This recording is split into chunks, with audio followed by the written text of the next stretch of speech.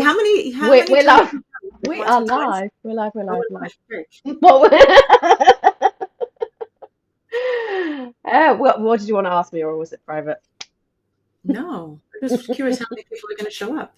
Like you've done this once Ah, or twice before, right? yes. So I do this guest expert session once a month, and it really varies. I try and find a time that is good for people to come on live, but it like you can't really find a time that is good for everyone. So welcome to people that are going to come and watch live, and also welcome to people that are going to watch it on the replay. And welcome to Debbie Sassen. We don't have our names up here, so I'm Sarah Anna, and this is Debbie Sassen. Um, and I'll let you introduce yourself. Tell us a bit about you. Okay. Is it? I see one person's on, right? I don't know. Do you see people who are here? I can see two. I can see two I know people I see two people. watching, two lurkers. Okay. Okay. Good morning, everybody. I think this is what I'm going to do. I'm going to share my screen. It's not a big sharing of my screen kind of a thing. I'm not going to do that mostly. Why are Oh, you but sharing your screen in order to introduce yourself? yeah, but I'm not going to do that. I'm just going to do something at the end. Yeah, no, I actually wanted to. Maybe I have to do the window thing. I don't really know how to do this. Is like slightly different than Zoom, and I usually hang out on Zoom. So, okay, here, I'm going to share that, and I'm going to turn it into a presentation just because. All right. I have to Good kind morning, of like everybody. Can you see accept that? this somehow. Where's it gone? Oh, really? Um, I have to. I don't know. I have to assign it somewhere. Oh, Oh, there there. you go. Okay. If I don't show my screen, I don't know who I am. And Okay. then So I see it on my screen that my that's right. That's my I'm picture, moving which is you. I'm moving you. great. All right. I don't have too many slides. I didn't get very fancy about this. All right. Good morning, everybody. I'm Debbie Sassen. I am a certified life coach and certified money coach. And I'm a former financial planner, portfolio manager, investment advisor. And I've been in the money space for over 35 years. I started as a financial analyst on Wall Street back in the day before 9/11. I was actually wondering if I knew people that were there, but that's a different story, and that was yesterday. So, but through my career and after leaving the bank here in Israel, where I worked for 18 years, then I transitioned into personal financial planning. And it was then when I started working with like real people rather than governments and corporations that I noticed and really saw all the time that people have money blocks. And it doesn't matter if people have like a lot of money, millions of dollars, or people have like they're in debt. People have blocks about money. They have nervous system wiring and programming in their memory and in their body about money. And that shows up, especially for us who are entrepreneurs, in the way we market, in the way we sell, in the way we talk about what we do in our work. And that's what we're going to be talking about today. I'm also the author of this book down here, The 1K Investor, Simple Smart Steps to Start Investing with $1,000 or Less. I'm going to share with you at the end of it if you're interested in investing, where you can get that on Amazon.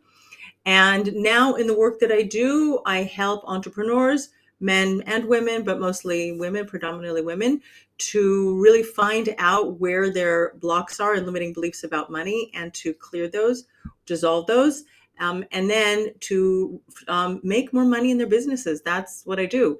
Help my clients to get out of debt, make more money, and because I have a background in investing, also to really help them to start building wealth for the long term. I'm a very strong advocate of financial empowerment for women. Most of us women are going to be managing money on our own at some point in our lives, right? If you're in a heterosexual relationship, most of us are going to marry partners who are a couple of years older than we are. That's just statistically what happens. And women have longer life expectancy than men. So it makes sense for us to understand money and feel comfortable. Like I just came back a week ago from the U.S. I went for business. Also went to visit my dad and stepmom in Los Angeles. My dad had been in the hospital, And like my stepmom's 81, hasn't really managed money a lot in her life. And she's freaking out a little bit. And my dad is writing the book about all the things to do, if he goes first. And they've been working on this for years. But that's the reality, is that we do need to feel comfortable managing money. And then there are other women who just are never going to get married because, or they're single or they're divorced, and that's the way. That's just part of life choices, the way life works out. All right, let's talk a little. Did you guys? Oh yeah, did switch. Let me just talk a little bit about what I might know about you. Is that if you are a business owner, right? You want to grow your business. You want to make more money. You want to also have work-life balance. Like the people that I know don't want to be working 20 hours a day in their business. That's a very outdated money paradigm. Some of our parents and grandparents may have had that money paradigm.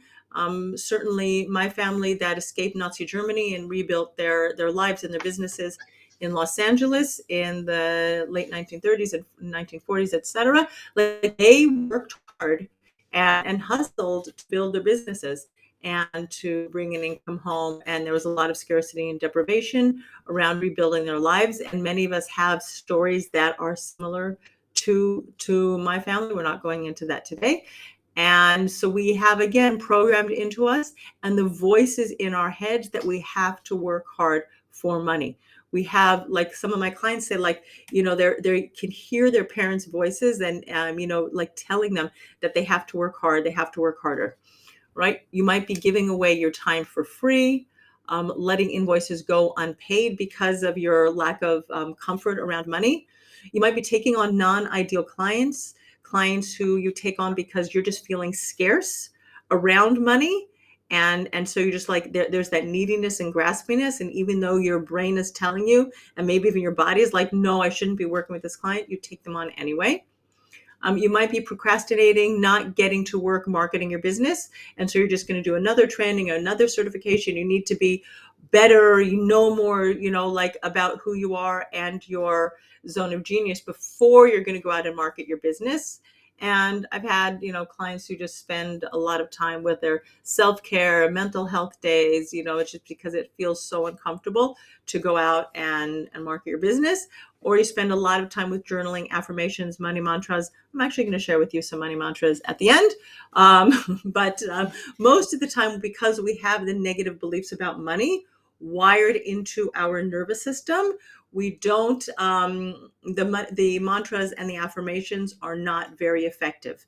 It's what I call, like, let's say you have some leaky pipes and you can even see like the mold in the walls. You could like paint over the mold a lot, or even put wallpaper on the moldy walls, and you can put layer after layer after layer after layer of wallpaper. You can have like a thick layer of wallpaper on your walls, but eventually that leaky pipe is going to come through the paint or the wallpaper, whatever it is because you haven't like uprooted and excavated your money scarcity and limiting beliefs about money from the root.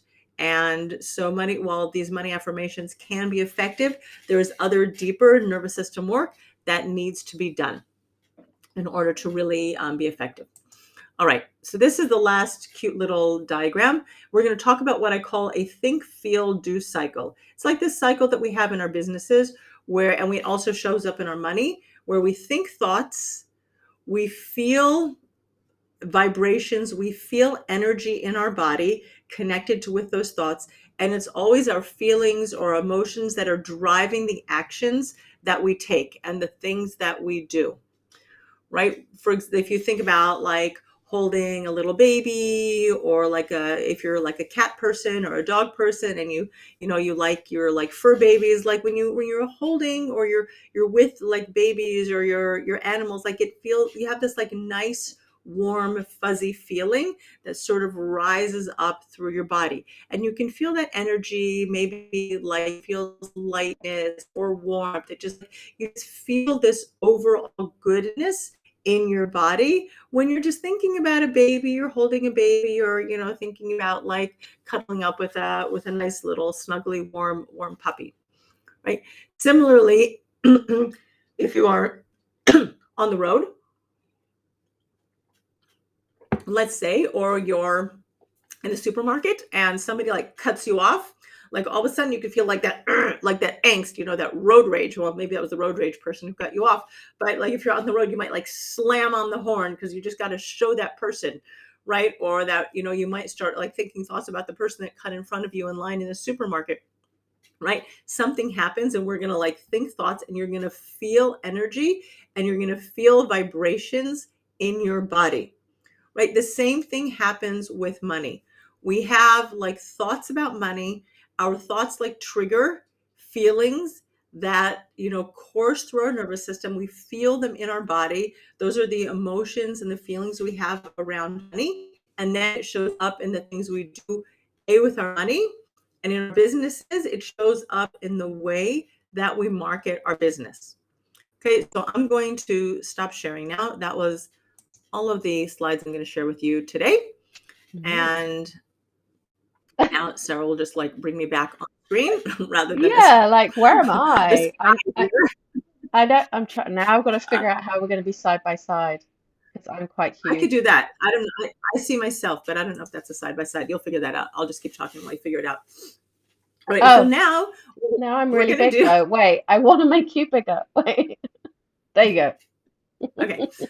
Now you disappeared. Okay, so we're going to start by doing a little bit of exercise around money because we want to find out what's happening for you in your nervous system around money.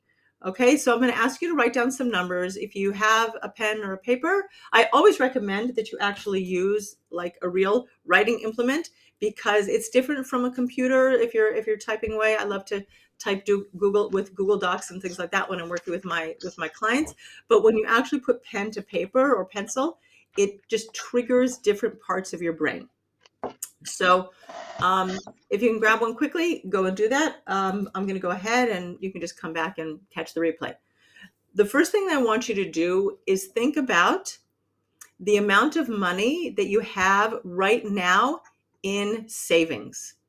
Okay, money that you could access if there was an emergency, you needed a car repair, you needed to fly to visit your parents because your parents weren't well, if you needed root canal, whatever. If there was an emergency, your spouse didn't have any money and you needed to like take money out of savings, just write that number down. And if you don't know what it is, that's fine. Just write down like the closest approximation. We're not getting very specific.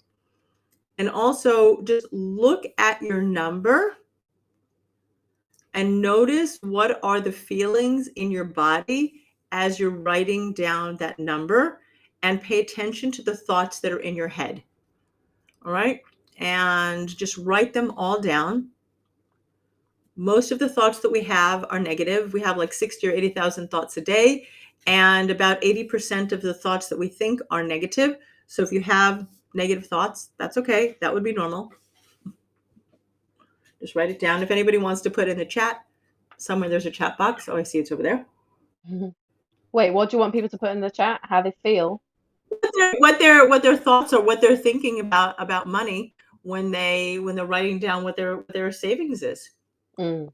Because the amount of money that you have in savings is a metaphor to your brain for safety. It's how safe and secure you feel. And so it's important to know what's going on. And I was working with one of my clients last week, and she, and someone who is earns like multi six figures, like her business is earning around $350,000 a year, and she has money in savings, but the thoughts were that it wasn't enough. And here's someone who has a pretty good income by all standards, right? She's earning very nicely.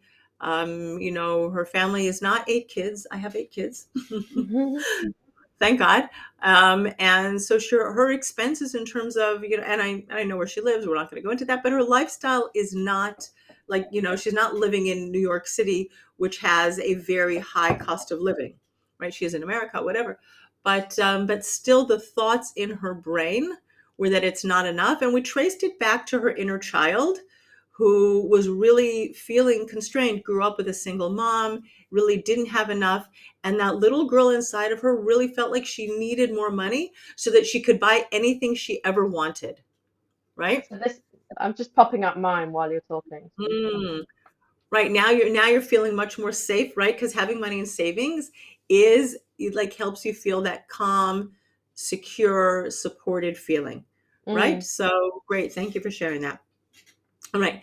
Now I want you to think about the amount of money that you have made so far this year. We're in the beginning of September, middle of September already, or even in the last 12 months if you know your numbers. And I want you to write down the amount of money that you're earning in your business. And again, write down any feelings, any emotions that you have in your body, and any thoughts that are coming up in your mind as you're writing down that number. Okay, and what we're doing now is we're creating your money blueprint. And this is what's happening in your nervous system.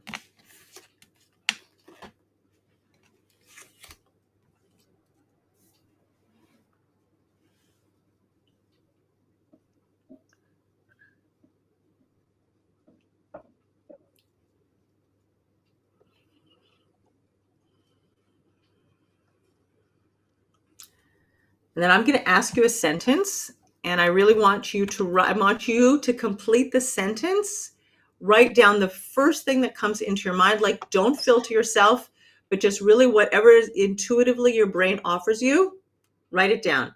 Okay, I want you to look at your number, the amount of money that you're making in your business, and complete this sentence. Okay, this means I'm, and write it down.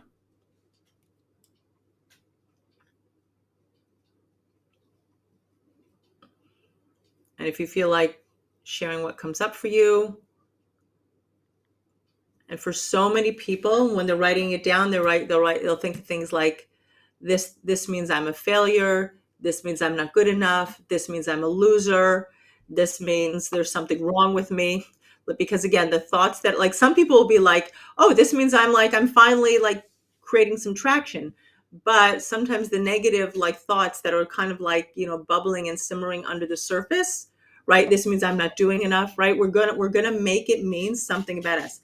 Thank you for like being honest, Sarah, because it's not right. Like it doesn't feel comfortable, and we don't want to be vulnerable and share that with other people, right?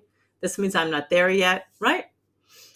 Right. And then when you're thinking this means I'm not there yet, then what are you making that mean? And what are you making it mean about you? Right? Is it like this means I'm not there yet from a calm, relaxed place? Or is it from like, again, I'm not doing enough. There's something wrong. I got to hustle. Like, what's wrong with me? This means I'm failing. Yeah. Right. Thank you guys for being honest. All right. Now I want you to think about, let's jump at like 2025.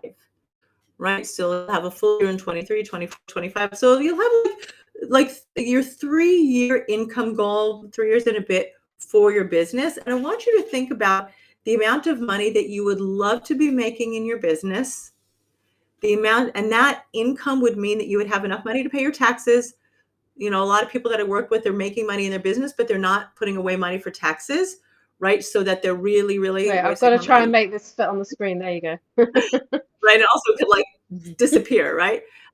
Connect your income to your value and the amount that you make. You equate your allowance, so to speak, with running your business. Okay, Alicia Abigail would have to like, thanks for putting your name up there.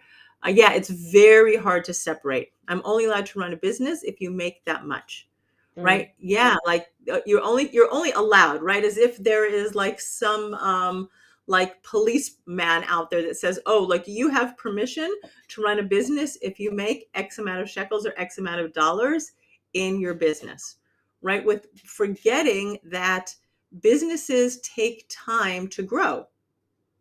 Right now, the speed at which you grow your business is, dependent on a lot of factors. Like I spoke with someone last week who started her business right when Corona hit. So we're talking like 2.5 into her business, and she's making 175,000 shekels in her business.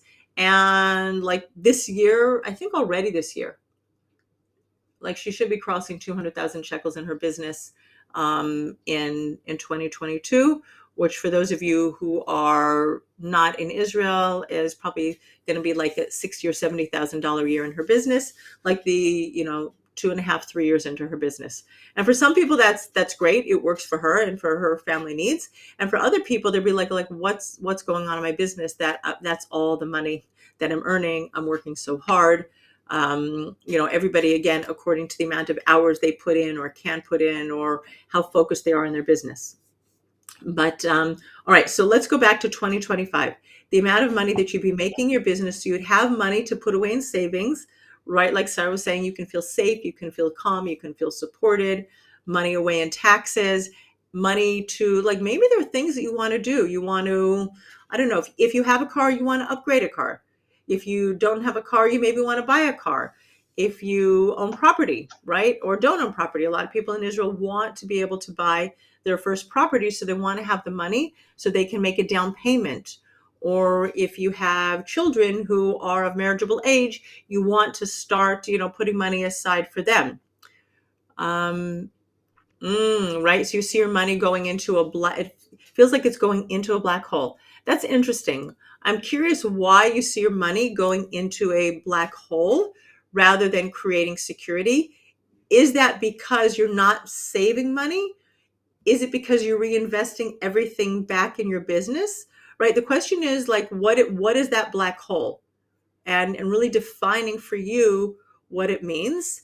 And I'm going to just point out, I think it was in 2004. I'd have to go back and look at it. You guys can Google it.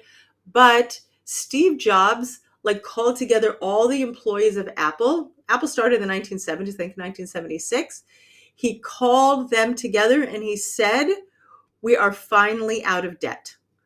Right? I think it was 2004. Right? It took Apple nearly 30 Yeah, years it was in pay down, 2004. yeah, to pay down all of their debt.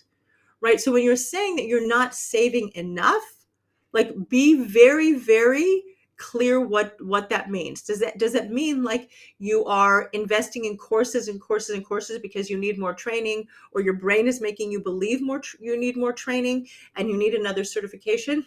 Like I enrolled in an advanced certification that I'm going to be starting at the end of October. I got my life coaching certification 2 years ago, and I've had my eye on this training for over a year. And I just let it sit there without being impatient that I wanted to get to it until the time was right. Now, the crazy thing is, my brain is still telling me that the monthly payments for this advanced certification are like, that's like half my salary. And it's only going to be a few months, but still for 6 months, or 5 months, my brain is still telling me like, oh my gosh, like you're not going to have enough money because you've chosen to reinvest right in your business for something that's going to have a long-term impact on my business. Yeah, well, Michael Jackson died with $400 million in debt because his financial identity, I mean, I would guess I never had a conversation with him. And he spent lots of money on lots of things, but he was still living in the financial identity of someone who grew up as a poor Black kid in the inner city. Right. And so that's that. And so he was spending money from scarcity. He wasn't spending money from abundance. Right. I'd love to pay for class, but I'm playing catch up after my husband was out of work for over a year. Okay, so that's also a life situation. Sometimes life throws us situations, and we have to also be flexible and nimble with what we're doing. I just want to go back, okay, to the thank you, Tamar. I want to go back to the 2025. All right, and just imagine how much money you would love to be able to make in your business so that you could have money in savings, you could feel safe, secure, you could live a more comfortable, abundant life. And just write down your number. Like 80 or 90% of entrepreneurs never write down their income goals. I'm not even talking about your goal 3 years out. I'm talking about your monthly income goals and your yearly income goals, right? And really putting your goals down on paper, really writing pen to paper. I write my goals every morning, almost every morning. I'm not like, I try to be a consistent journaler, but I'm not. And I write my goal like this. I write it that, like God and I say that that God and I are co-creating $308,000 in our business by December 31st, 2022, right? That's what I write down. Why 308? I have no clue. That is what I write down. That's the number that came to me, and that's the number I write down. Okay, the last 12 months in my business, I've created over $290,000. That's my like rolling 12-month income. And so I feel pretty confident that, that God and I have already created $308,000 in my business in 2022. Um, I don't know what you mean by bank Yahab destroyed your account, but you could, feel free to reach out to me and let me know. Or if you want to expand on that, go ahead. All right. When you write down your income goal for 3 years out, oh, you've never actually set a number. That's curious. Like, it's kind of like we don't really believe that we're in business, right? So we don't put down income goals where businesses have income goals, right? If you think about companies like Apple, like Facebook, like Google, like even, small companies like, here's my water, May Eden, right? They all have income projections and sales projections for their businesses. And then monthly or quarterly, right? All of the economists are looking at, are they meeting their income goals and their sales goals? But sometimes those of us who are running small businesses, we don't actually believe that we're in business. So we don't do the CEO kind of things that businesses do. But imagine that you wanted to go on a trip. And like, I live in Israel, in Beit Shemesh, and I wanted to go from where I live to Tel Aviv. And in order to get there, I have to put coordinates into my navigator. I use Waze.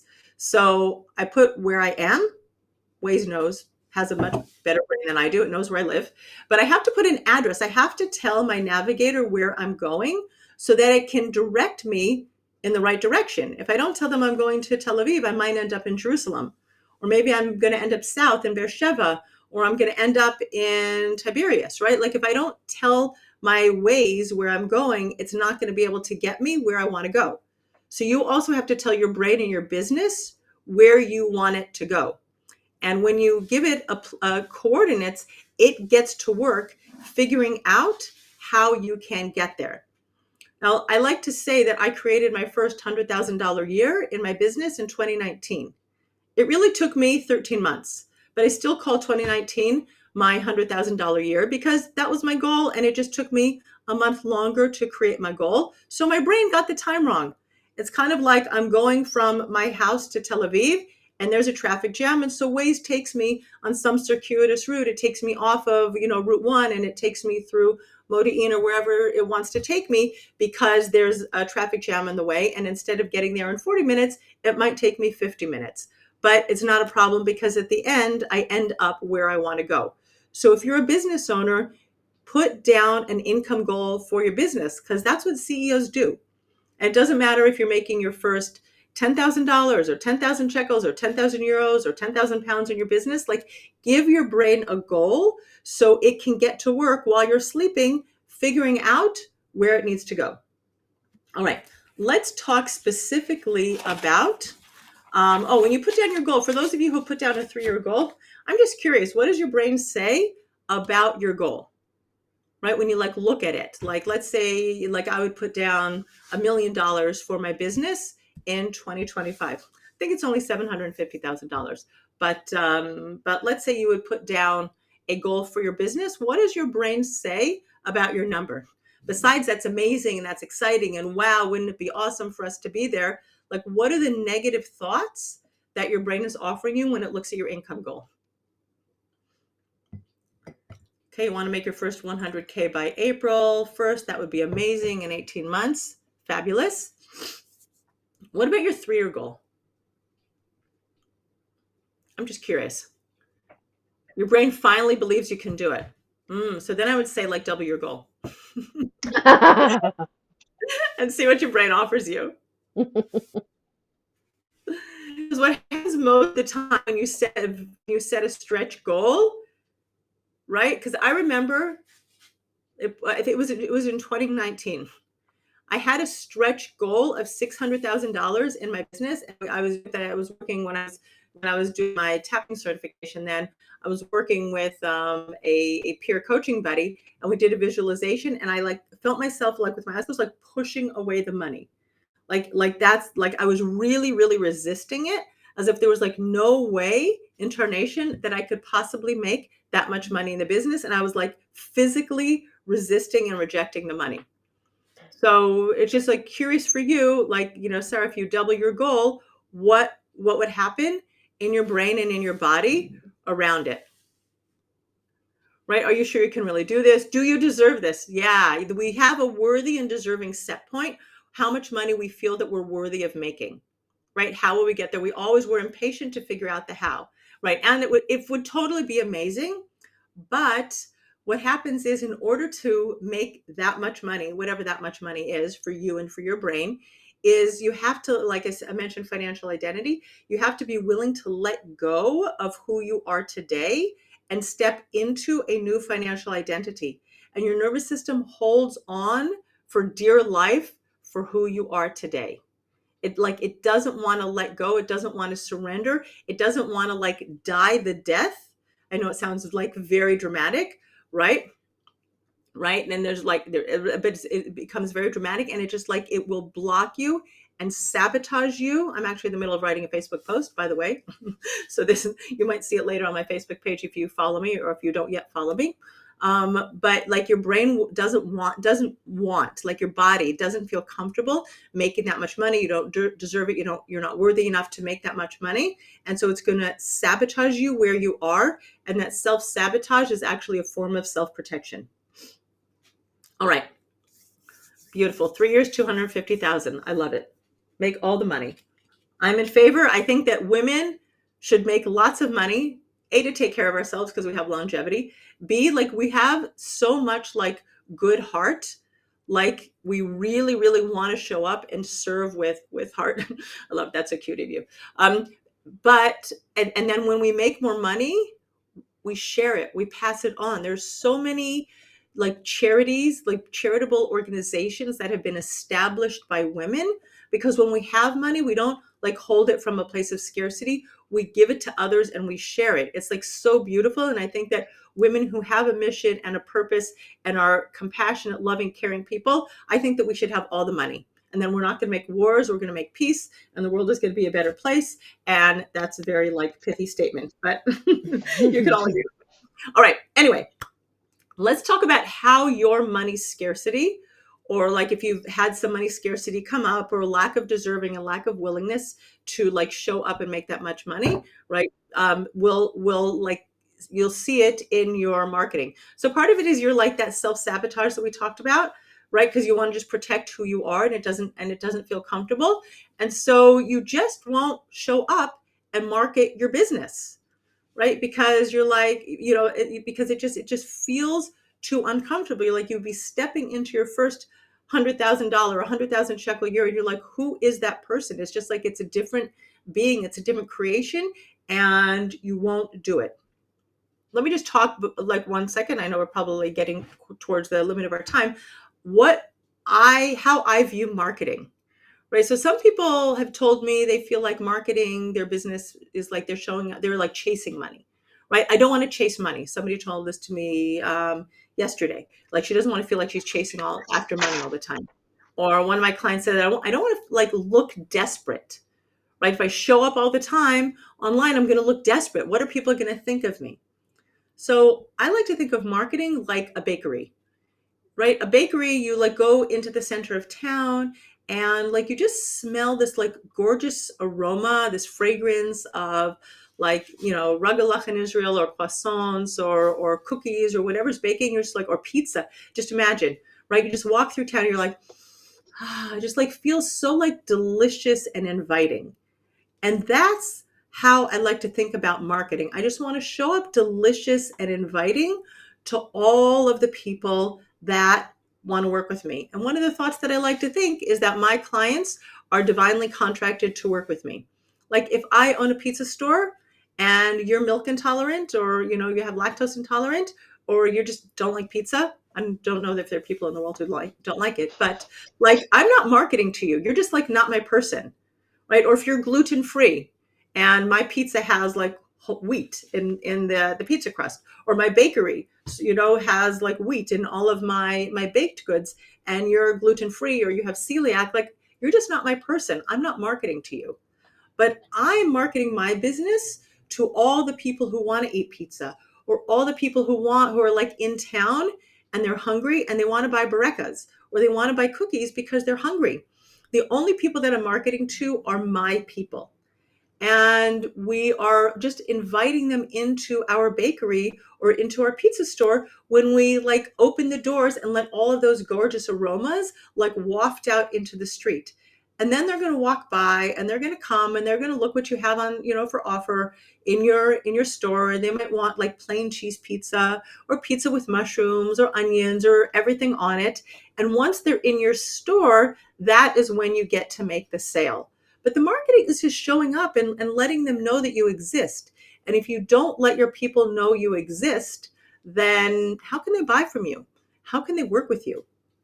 Right. And most of us, like, we're doing good things in the world, right? We're not like selling cigarettes to minors or even to adults, right? Like, I hope we can all agree that cigarettes are unhealthy.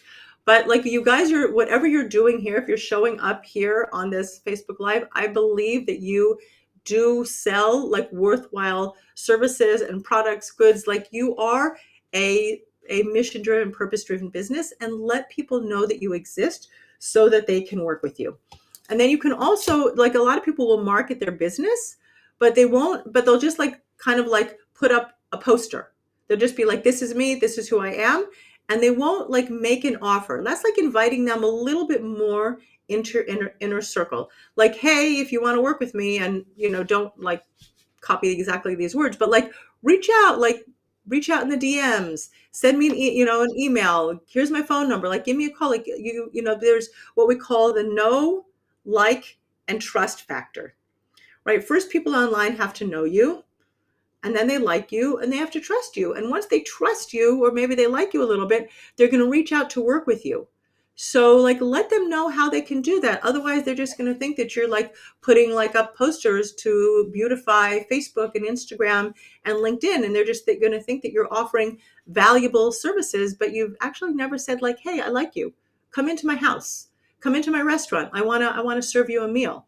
But if you think about Coca-Cola, like Coca-Cola never stops advertising. We all know Coke exists. Or, for example, like Nike or Adidas. Like, we all know they exist. If you want to go buy a pair of shoes, you probably, like sneakers, you probably have your favorite brand. But doesn't stop Nike, Adidas, and Puma and whoever from continuing to advertise.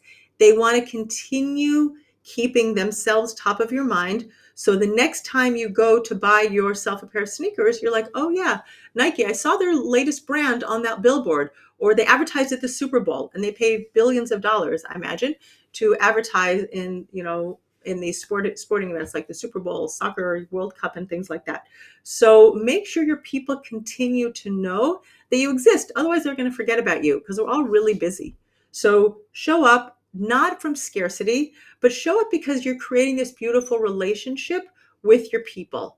And none of this like graspiness. When you're feeling scarce about money, it'll show up really in the energy that your posts go out into the world. Like, people do connect with the energy that we use in our posts. It's just like this crazy thing, but whatever vibration you have in your body, if you're vibrating scarcity and lack and graspiness, it somehow goes out in the words that we write. Just like the frequency of our posts, right? It just somehow, it's like bad perfume. When I was in the States a couple of weeks ago, I went with my sister shopping in the mall and I tried on some perfume. That was a very bad choice. The perfume stayed with me. They give alcohol wipes, luckily, and I was like furiously wiping it off. It was a very nasty perfume, and I didn't want it to stay with me the whole day. But so don't let your posts, wherever you're showing up in social media, be diffused with like scarcity perfume and lack and graspiness and like this neediness to get people in now. Again, I'm not going out to buy a pair of sneakers every day, But if Nike keeps themselves top of mind, then I'm more likely the next time I go to buy a pair of sneakers to buy Nike, which I won't because I'll buy Asics, but never mind. All right. So, I figured out how to bring myself back. Hi. oh, good to see you. All right.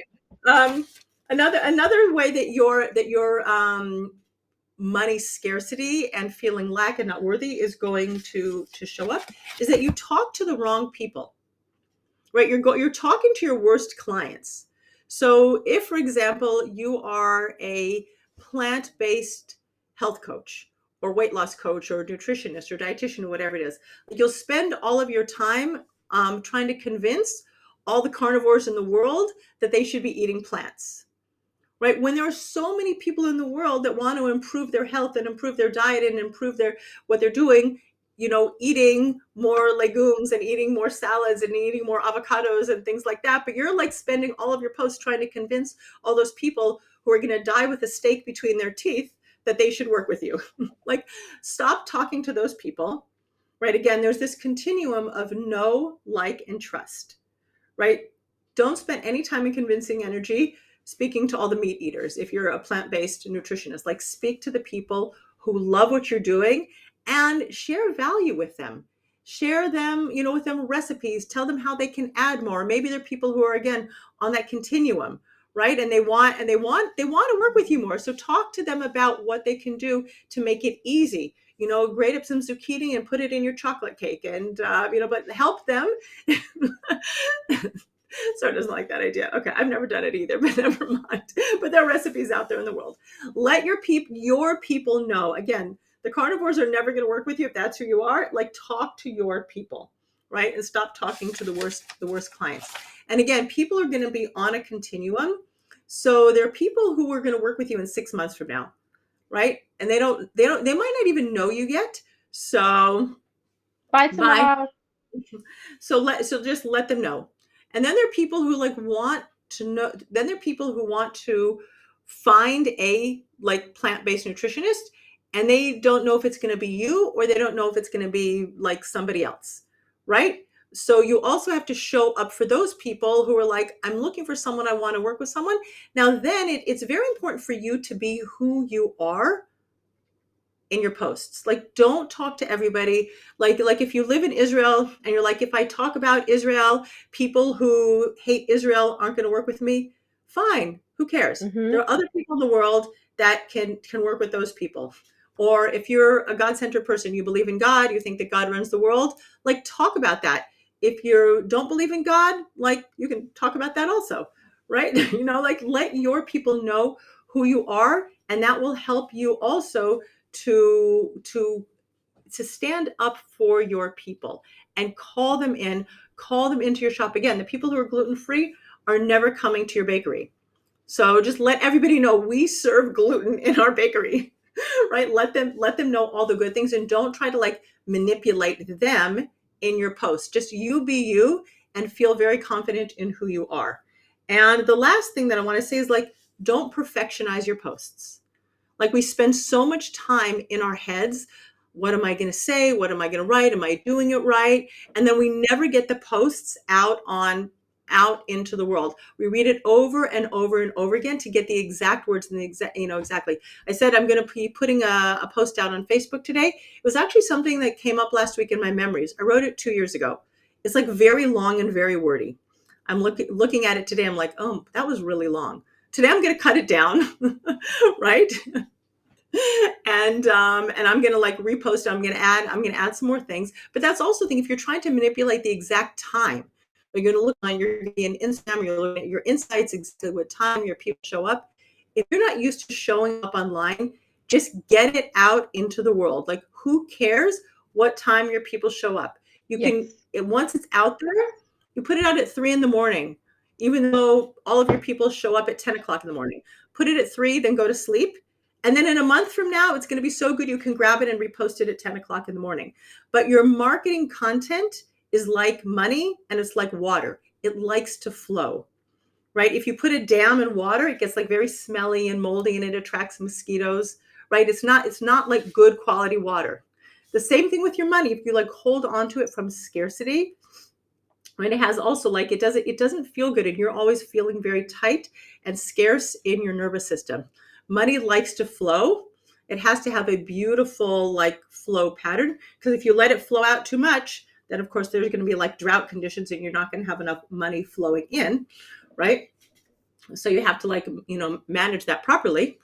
And you're like also your thoughts, let your thoughts flow. Like don't hold on to it. Oh, I'm going to wait till Thursday, I'm going to post this as Thursday at 10 o'clock. Like trust your brain that your brain is filled with genius, and just let it go today.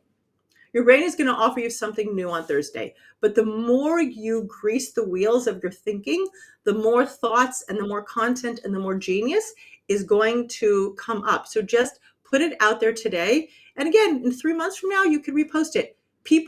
Your people don't see everything you write anyway. So you can repost it in 3 months from now. You can post it in 3 weeks from now. If people loved it the first time and they see it again the second time, they're going to love you even more. They're going to be like, wow, that was such genius.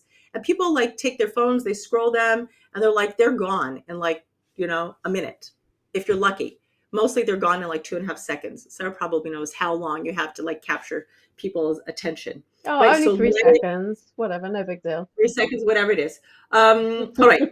One more thing is like to find sufficiency. I was going to direct you to this beautiful book. I don't know, do you see it in my camera? The The Soul of soul Money of by, money. by Lynn Twist. This is a great resource of finding sufficiency and enoughness. I could just read you a little quote. Sufficiency resides inside each of us, and we call it forward. In our relationship with money, it is using money in a way that expresses our integrity, using it in a way that expresses value rather than determines value. It's not a message about simplicity or cutting back and lowering expectations. Sufficiency doesn't mean we shouldn't strive or aspire. Sufficiency is an act of generating, distinguishing, making known to ourselves the power and presence of our existing resources. All right, buy the book because it's way more, you can see it's way thicker than I can talk about for a minute and a half. But sufficiency is just a feeling of enoughness. And when you're marketing, like just go out there, remember, today you have a roof over your head. Today you have food in the refrigerator. Today you have flush toilets. Like, whoa, guys, we have flush toilets, we have running water, we have so much more than our grandparents and great grandparents and great great grandparents who lived like 100 and 200 and forget the thousands of years before us. Like, we're all living in the lap of luxury relative to previous generations, right? So, like, really, before you go out and market, then like just remember who you are. Remember where you are. Remember that in this moment, you have enough and you are enough, right? And just like find your own sufficiency. Like if you're feeling scarce or like grabby or graspy, it has to be perfect before you put your post up. Like just slow down, because I said like the vibes and the energy that you use when you're posting gets out there. So go out there and find that. Now, the last thing that I'm going to do, I'm just going to share one more resource with you. Oh no, what did I do? Oops. Oopsie daisy. Do you guys still see me? Yeah. Oops. I pressed the wrong button. I wanted to just share one more thing. Okay. And that is you can also go onto the resource page on my website. I don't know if you see it. Share. There you go. Up here, debbiesassen.com/resources. Okay. And I have this lovely money mindset workbook that you can download. It really helps you to uncover like some of your specific limiting beliefs around money. You'll be thrown onto my newsletter. If you don't like that, you can unsubscribe. That's fine. I also have these money mantras that you can download if you're interested in those. And finally, there's my book, which has a link to my Amazon site where you can buy it. Now it also has tons of resources there. It's like I don't know, $13 or $14 on Amazon if you are interested in that. If you live in Beit Shemesh, I have a few copies available for 50 shekels, and you could just like come and visit me and have coffee with me, and I'll be happy to sell you my book. All right, stop sharing. That's it for That our. was amazing. Absolutely Thank you. amazing. I took notes. Great. Um, I did ask people for questions, but before, so I popped, Jules was the only one that asked the questions, so they have questions on the screen, but I wanted to recap on my favorite parts. I love what you said about the leaky pipe and about layering over the wallpaper to eventually the leaky pipe is going to come through because that's what drives me crazy about the whole manifesting movement Hmm. is that manifesting by itself isn't enough. Doesn't work. Um, That's why I use like and tapping and other things yeah, and yeah. it's like, it's like lots of things. Mental health wise, it's not enough to pop a pill. There are other things that you have to do to be, mentally. Like there are other parts. It's like a triangle that, fits together. There are other parts you have to take care of.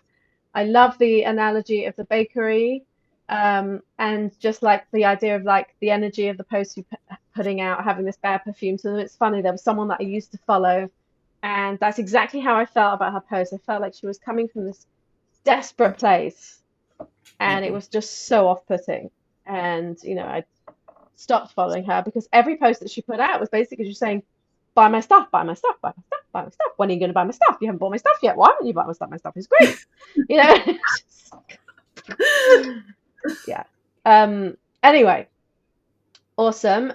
Jules, you can see Jules' question here. Suggestions for how to insist on payments. Well, when you say their clients are great to work with and horrible to get money from, right? You have to have standards for your best clients, right? Like standards for my best clients are they pay me ahead of time, right? Or if we split up the payments, right? Like and let's say like they work with me for 6 sessions, right? Then they have to pay before what a second 6 months, sorry, it came up on the screen. I was reading and talking at the same time. That's not a good idea. So if they're paying like like if we're splitting up the payments, I'm not going to go on to the next sessions. I'll be like, yeah, you've paid for 12 out of 24 sessions, like if we're working together for 6 months, but we're still waiting for the next payment, so we can't work together until that payment is paid. It's you trusting in the abundance of the world and God's abundance, right? That there are more clients coming, Mm, right? But if you absolutely. And that what you said about like stop talking to your worst clients. Like right, stop and that might be hiding. Yeah. it might be a mediocre client. If you Mm, always say that the payment is due within 5 business days, that usually works. Paying by saying work was full of mistakes, you used a translation tool, blah blah blah. And listen, it's also important for you to manage the expectations. I don't know what you do, Jules. I know translation. you do translation. But the thing is, like, who cares if you do a translation tool? Mm, Like, the clients want the result. If they want a translation, they want the result at the end of the day. And maybe, let's say you did use a translation tool. You sent it off to rev.com or Temi or you used Otter or whatever. And you did use it, but then you read over it to make sure that it all flowed and it all worked and everything because you still brought your human part into it. Like for you when you're marketing, make sure you're or selling them, you're selling the result. You're not selling the how. Like, mm, are you selling them time or are you selling them a result? Right? They like if they want to have a translation that's quality that they can pass on to other people, like that's what's important and that's what's valuable to them. If I go back to that quote from Lynn Twist, it's like when you're showing up in sufficiency, you're expressing value, right? You're expressing the value of your work in your posts and in the way you talk to your clients. And your yeah. work is valuable because they're going to get a finished product that they want and that they need. Yeah, and I think this is a question of practice because um, you have to practice stating your price and then stop talking. And then there's no excuses and there's no explanation. This is the price. It costs this. Not I charge. It costs this. That's what helped for me personally is it's a separate thing. It's not part of me. It's not like I charge. I just started saying the price of the package is, and it helped me psychologically just separate it. And people that didn't want to pay it, I mean, I've had many rude people, someone who told me she'd gone off and done research on whatever it was I'd quoted her, and I'm like 3 times the the regular price on the market. Like, what is a regular price on the market? What does that even mean? Someone could charge $35 and $3,500. It's a question of practicing, like just standing firm in this is what I charge and I'm worth it. Yeah, and it's not even like I'm worth it, but like the results that you're going The to get results are are worth worth it for it. you. Yeah, Absolutely. Because that's why you came to me in the first place, because you don't have the time or the skills to do this. And I have both. right. Yeah. Hold on a sec. There's another one. Who is this? I have to check who this is. Lauren. Lauren Adila. Client The accused me client of using. accused you of using Google Translate, but who cares? Right. So then again, it's a matter of you managing your client's expectations, right? Like however you want to write your contracts and whatever their expectations are. And there was a human being that programmed Google Translate. So if by chance your translation looks and sounds like Google Translate, it's because there was a human involved in Google Translate. I like that. Like they're going to be like sentences or phrases or things that are going to come out similar. I don't exactly know. Right, as you said, the work read flawlessly. So it's what are you promising them? What are you marketing and selling with your translation?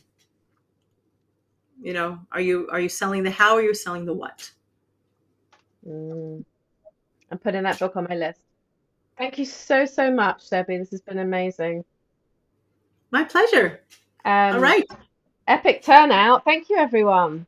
Thank you, Thank thank you for showing you. up. If you have any questions, feel free to reach out. I'm here to help. Awesome. Thank you. I'll see you soon. Bye, Okay, bye. guys.